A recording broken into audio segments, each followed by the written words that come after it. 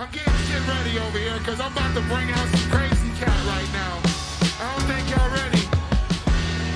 When's the last time you seen MF Doom? Doom was too much. I almost shed a tear. What has your journey been to get you to this point? My journey to get me to this point was a long journey, I have to say. Always loved music. Basically, I was always a go-getter, get busy. Ever since a youth, like, you know, whatever I'm interested in, I'm gonna go do that. I'm gonna test it out, I'm gonna see what it's like, and master it.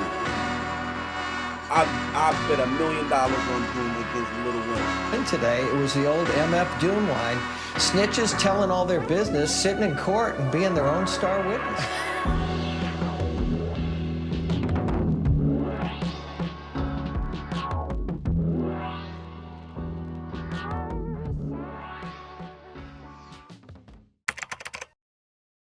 It's all getting done gradually. And where are you based right now? In the hood, kid. In the mystery hood. You know what I'm saying? London. Pick any direction. Doom was born Daniel Dumoulin on July 13, 1971 in the Hounslow district of London. He was initially conceived in the US, but happened to be born in London as his mother was visiting family. It's good to be able to claim you as one of our own. And I believe that we officially can, right? Because you're UK born and bred, is that right? Yup, that's my passport. That's what my birth certificate say. I don't know if I really remember, but I got the right color passport. There's definitely a long list of amazing rappers with that sort of history, right? Slick Rick, Money Love. From what I hear, they're my peoples too. So. You know, we can kind of claim them too, even though they grew up in America. As a kid, Doom was obsessed with the fantasy worlds within comic books and video games, which heavily influenced his music as an adult. As a child, he and his family would relocate to New York City, where he would grow up in Long Beach, a city in Long Island. It was here where he would form the group KMD under his then name Zev Love X, alongside his brother DJ Subrock and friend Onyx the Birthstone Kid. Y'all remember my man right here from the Gas Face? What's up? Introduce yourself. Zev Love X from the Cause. MC Onyx the Birthstone Kid. MC Selector Subrock. All right, now what does KMD stand for? Well, the name KMD stands for Cause in Much Damage. While growing up in Long Beach, KMD would meet and befriend fellow rapper MC Serch of Third Base. Serch would go on to feature the group on the single The Gas Face in 1988. This feature would capture the attention of A&R executive Dante Ross, leading him to sign the group to Elektra Records. For me, I met Doom when he was 14 years old. When I had my solo record out, indie record, I used to hang out in Long Beach, Long Island. And I used to hang out with this kid I met Brandon. What up? And his man Otis. And they had a whole crew called GYP, which became my crew. And it was Mr. Hood, Heem, Diego. And then we would all get a haircut from this kid named Subrock, right? And it was Subrock and Daniel Dumoulin, AKA Art, and they were brothers, right? And Doom's name at the time was Zev Love X. So it was him, it was Subrock, and their boy Onyx. And I always told them, when I get on, you get on. Like, when I make it, you make it. Right. So we had a term around our, like, little crew called the gas face, which was the face that girls made when we go to the mall and try to get a number. Right. And they would look at us like, and we like, damn, we spent all that gas money to get that face. KMD would go on to release their debut album, Mr. Hood, in 1991. On April 23, 1993, just before the release of their second album, Subrock was struck by a car and killed while crossing the Long Island Expressway. At this point, the group was down to just one member, as Onyx had left the group before they even began working on their sophomore project. After his brother's death, Doom went down a dark path. KMD would ultimately get dropped by the label, and the album would get shelved due to its controversial cover art. After the death of his brother, Doom retreated from the music scene for about 5 years, as he was still licking his wounds, swearing revenge against the industry altogether. Around 1997, he re-emerged doing open mic nights at the New Eurekan Poets Cafe in Manhattan, freestyling with a stocking covering his face.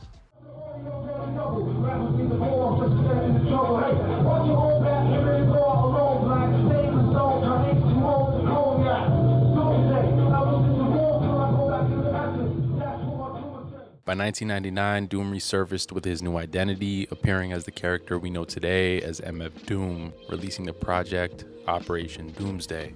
Can you just, for those who are new to this, can you explain a little bit of why Doom wears the mask, why he's only seen with the mask? Yeah, no doubt. Yeah, the whole mask thing, really, all right, it's a time in hip-hop where things, from my point of view, started going more to what things look like opposed to what things sound like. You know what I mean? Before, we ain't know what MCs look like until we went to the party and seen them rocking, you know what I'm saying? Or seen them, most of the time you see them rock on at a show before you even knew, you know what I'm saying? Yeah, before video, pre-video, so, you really was going off the sound of the record. Straight skills. See, once it started getting more publicized and, it started being, hip-hop started being more of a money-making thing, then you get these corporate ideas where you want to put what it looks like to sell what it sounds like. But we dealing with music, so what I did was I said, all right, look, I'm going to come with the angle of, it don't matter what I look like, it don't matter what the artists look like, it's more what the artists sound like.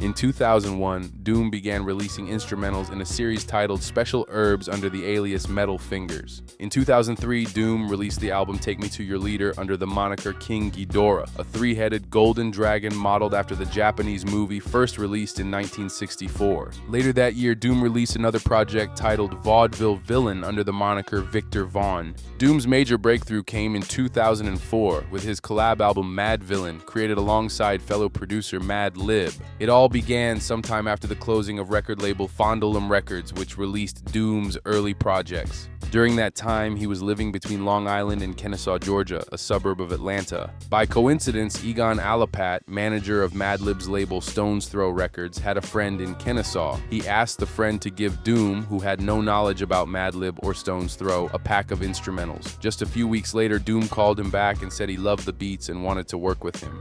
The project was a commercial success and has since become known as his magnum opus. That same year, he'd released 2 more albums with VV2 and MFU. Around this time, he also appeared in a voice role in the Adult Swim animated series Perfect Hair Forever as Sherman the Giraffe.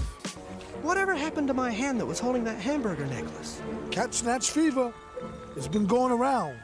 And all this talking of yours is making me more starving. I sure could use that hand. What you got to eat? Something to eat? Something split? Good heavens, what's this? Go half on it. Although still an independent artist, Doom took a bigger swing at mainstream success in 2005 with The Mouse and the Mask, a collab project with producer Danger Mouse. The album would feature voice actors from Adult Swim's Aqua Team Hunger Force. Doom would release his final solo album, Born Like This, in March of 2009. The project would become Doom's first album to chart in the US. In 2010, Doom would begin to tour Europe while releasing a compilation of remixes from Born Like This. After completing the tour, Doom was refused re-entry into the US, thus causing him to stay in the UK. It was only his second international tour, and he had previously avoided leaving the US as he believed he'd be able to secure re-entry based on his existing long-term residency and family connections. The denial of re-entry forced him apart from his wife and children for nearly 2 years. They were reunited when his family moved to London in 2012, after which he declared himself done with the United States. In 2012, he'd release a collaborative project with producers Gennaro Jarre called Keys to Cuffs. The project would consist of features from artists Damon Albarn, Portishead, and Gorillaz. Then in 2014, he'd release another collab album with rapper Bishop Nehru titled Nehruvian Doom, with the project consisting of many beats from the Special Herbs series. By 2018, Doom would release his final collaborative project with American hip-hop group Czarface titled Czarface Meets Metalface. In October 2020, Doom would be admitted to St. James University Hospital with respiratory issues. On October 31st, he would pass away from angioedema coming from an adverse reaction to the blood pressure medication he was taking. He had suffered from high blood pressure and kidney disease. MF Doom wasn't just a rapper, he was a symbol, a gifted MC who carved out a space in hip-hop where storytelling, lyricism, and authenticity reigned supreme. Behind the mask, Doom gave us more than music. He gave us a persona, a legacy. In a genre where fame and image often take center stage, Doom's genius lay in his ability to remain unique, proving that it's not about the spotlight, but the substance behind the sound. As we say goodbye to the villain, we remember the artistry. And though Doom's physical form is gone, his influence lives on in every beat, every verse, and every underground artist. Rest in peace, MF Doom. The mask may be off, but the legend continues.